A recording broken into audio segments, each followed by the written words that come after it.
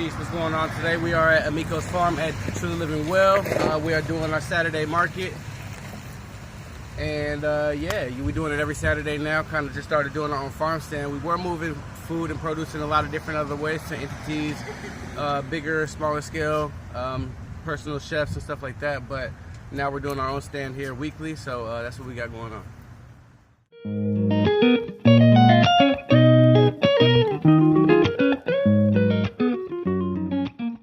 What's good? My name is Amico, and I am the farmer here at Truly Living Well in the West End. We're about a block away from West End Park, around the corner from Morehouse and Spelman. Hey friends, hey, it's me, Chef Pat, back in the farm in the West End with the farm manager, Amico, and he's just giving me a wonderful tour of the property. So I had a few questions for you. So how long has this farm been in the West End? The farm has been here since 2016, 17. Oh wow, okay, that's about the same time I moved to Atlanta. Okay. Okay, cool. Me too, actually. Yeah? Yeah. Where'd you move from? Indianapolis. Okay, I moved from New York. So what makes you, like, how'd you get into farming or growing food? It's actually a long story. My background is in American Sign Language. Most of my adult career, that's what I've been doing. And then I went back to school about 2015 for fine art. And I started painting, and I was painting this abstract flower that was kind of like mixed with the rose and the tulip. And I wanted to know how to manifest this into reality. So I started studying botany and meeting with botanists. And that kind of, over time led me into cultivation. Okay. And really like medicine, even. That was my first thing. Like, I remember it being so taboo to even say the word medicinal because people only thought about marijuana. Yeah. And, really finding out that you can be healed in many, many ways by flowers or plants at all is like, really kind of what got me into it, for real.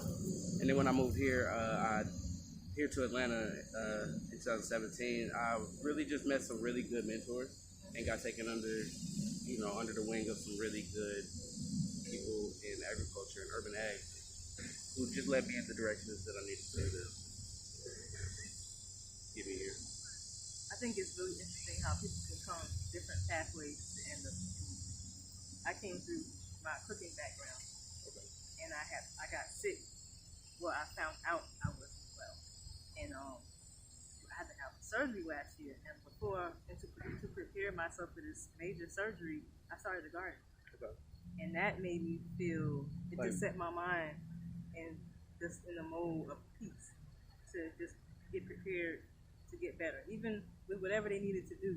But after that, because I was already plant-based, but I just changed my whole diet even more from growing my food now. So you can take care of yourself. Yeah, and I'm just like, it's like the plants, like I'm not afraid of bugs anymore. Like the wasps, I see what they're doing and how it's like just creating this ecosystem. So that's why I love coming to a place like this to like see the abundance and get the information and education. So yeah, this is dope. Sure, thank you. One thing I was gonna say is I really appreciate being able to teach people, and I think outside of teaching people, all it is really is reminding people, because so many people come and have this either this memory of their grandma's doing this, or oh, my father did this, or I think even like an ancestral memory to something that it might not have been in this lifetime, but it's so much embedded in our DNA to be doing this. Yeah. I think that I really enjoy being able to provide people that memory. So that's important to me. Yeah, I definitely been trying to tap into what I saw things as a little girl in Jamaica going in for the summer, and I just didn't understand what I was seeing. Coffee bean trees in the hills, yams and stuff. Not this sweet potato, but like African yams in Jamaica, the same ones, big as your head. And just trying to remember what I saw, because I don't remember. But like my family comes from carpenters and farmers, so both of my grandparents came to New York and they had food grown in their yard. And I was like, damn, I wish I paid closer attention because I didn't care about it when I was younger. But now I'm doing it, and I catch myself doing stuff like with my scraps and doing certain things I do remember that my grandparents used to do. And I just be like, girl, tell me what to do with these vegetables. Yeah, Because, you know, but I love it. It's like it's so peaceful. Like, as soon as I go out into my garden, my mind just, I might be going out there to go pick out one tomato. I've been out there for an hour. You get lost. It's meditative. You're in the sun. It's work, but it's very it's good for your mind, mental health. And I've been sharing my garden. That's what I do with this show.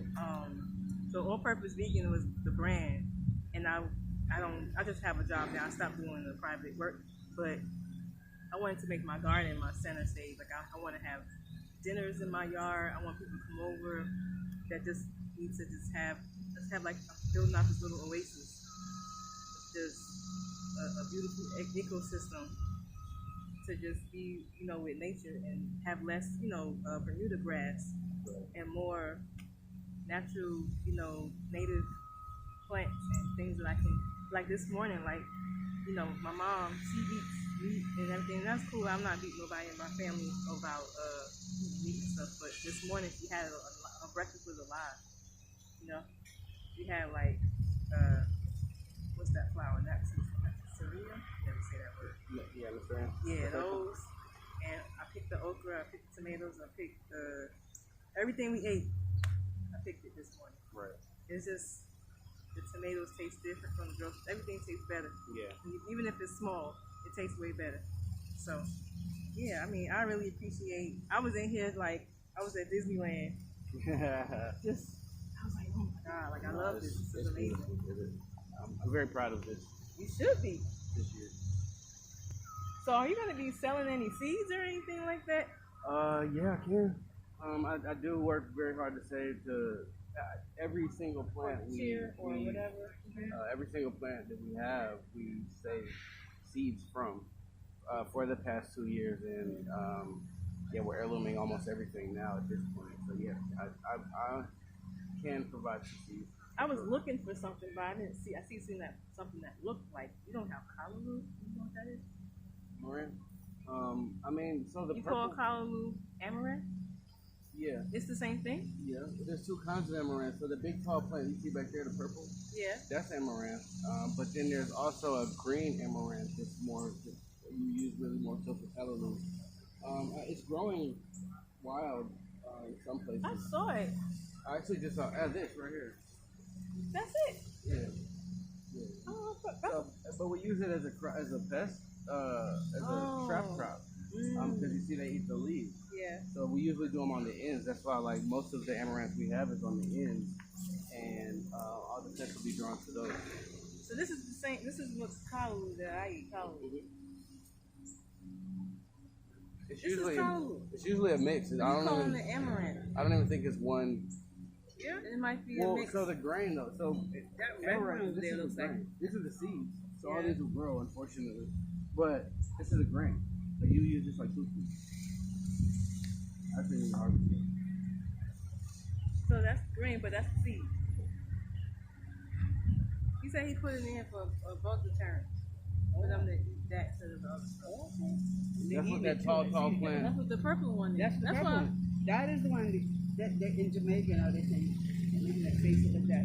Junior, the guy that I follow, he started cooking it. He said he never see that he's Jamaican. He was like, we see it, but people think. We have okra, eggplant, tatsoi, dino kale, curly kale, tomatoes, chives, some flowers, and then peppers. Wow. And then in the back, we have peppers, hibiscus, cucumber, more peppers, and some lettuce and collards. Wow. We also have collards up here too. This is just so beautiful. This is like my backyard, but times 30. This is like huge back here. And I see, this is what I'm trying to get my compost thing together too. Yeah, this is our compost. This is like magic. Y'all got the worms in there and everything. I know. Yeah, I got to get that together. I got like, I have a little watermelon patch. I wish it wasn't where it is, because that's where I want to put my compost. And I'm also learning too about the good bugs. The wasps are good. They eat stuff, don't they? Spiders good too. Spiders, wasps. I don't mess with the wasps, but I've noticed like they be in the kale, like chewing up stuff, and I'm like, I think they getting at the bugs. Yeah. So And so the biggest tree right here, well, not the one all the way in the back, but the one close up. yeah. That's a pawpaw tree. It's a, Oh, wow. a fruit native to Georgia. It's like a mix of a mango and a banana. And then we have another pawpaw tree right on side of it. And then this tree right here is a pear tree. And then along the fence line, we have like an orchard of apple trees. And then we have more pear trees. And then we have a peach tree all the way at the end, next to some fig trees. Wow. This is so beautiful. So are those grapes back there? Yeah, so those are grapes. We have grapes right there on that like trellis area, and it's some purple grapes over there. They're delicious. Okay. So do y'all have another company comes in? Well, it's They maintain it for you? yeah, I forgot the name. No, is it on here? This look like fresh trash right here. Food Well Alliance. Food Well Alliance. Alliance. Yeah, so it's through them, but yeah, they come. So this is like new trash? No, the new stuff is down there. Oh, okay. It gets flipped, and then it gets put in the one next to it. Then it keeps coming down, and then it gets sifted. And if you walk up here,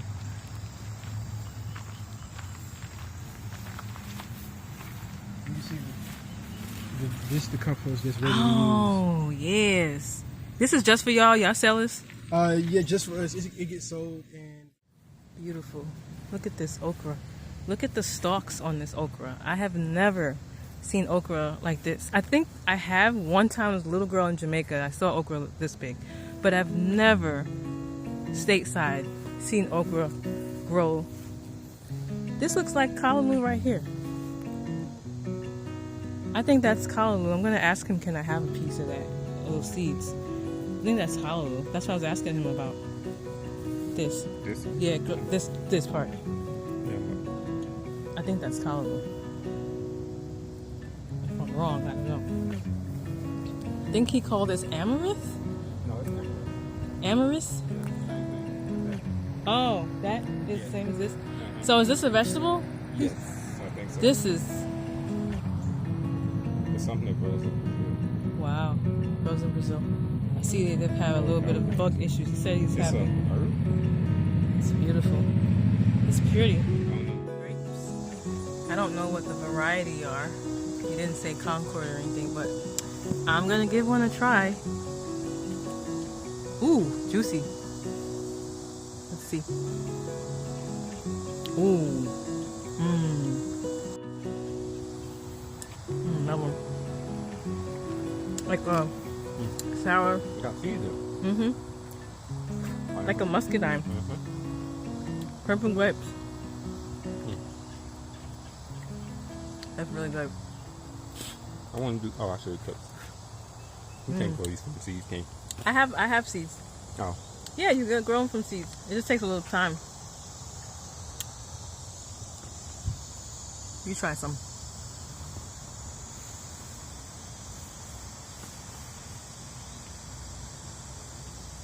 Eat it.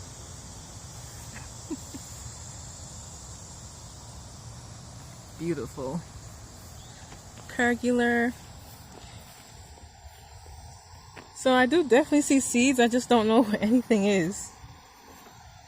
Like, you just gotta have it. This is what I was saying. You do have to kind of let a little bit things grow in, even though you don't necessarily like how it looks, because the pollinators like this flower right here. The bees love that. Oh, my other gardener friend, Miss Tina Fuller, girl. Hey, girl. Hey, girl. Good to see you. Good to see you too. I've been out here sweating. I've been out here bugging. You know that I found this farm because of you.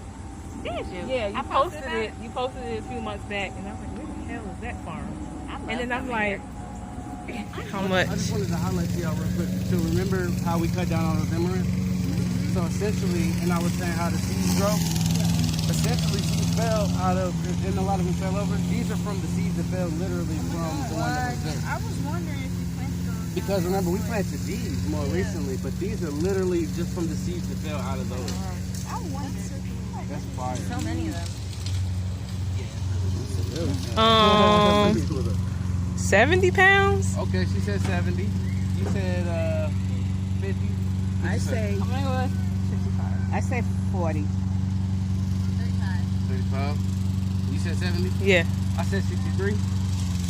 There goes you.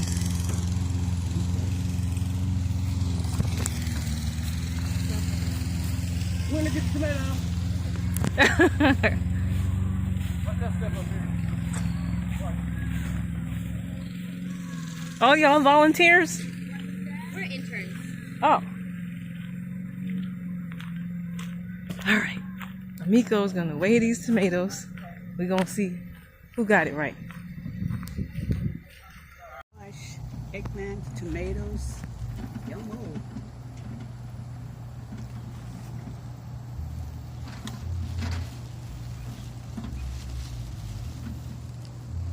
It's 7 pounds. I can't grow squash to save my life. Plenty?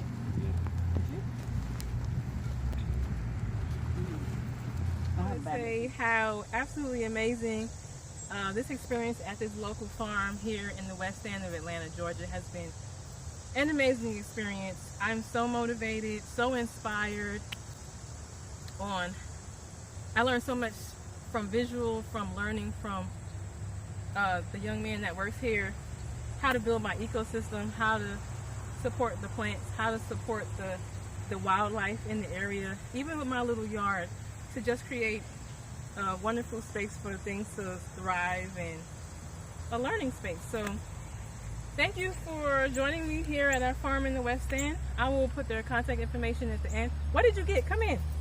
What did you get? Look at this. Collar. Oh my It's as big as us. God. And I'm How taking beautiful. this home. Don't take that beetle home. Get out of there. Girl, you better shake this out. I did. I took off like 8 of them already. This is beautiful. And getting rid of the little white bugs. I know this is going to taste amazing. Yeah, just wash it real good. From me, my good friend Tina in the West End, we'll catch you in the next video. Don't forget to like, share, and until the next video, bye y'all.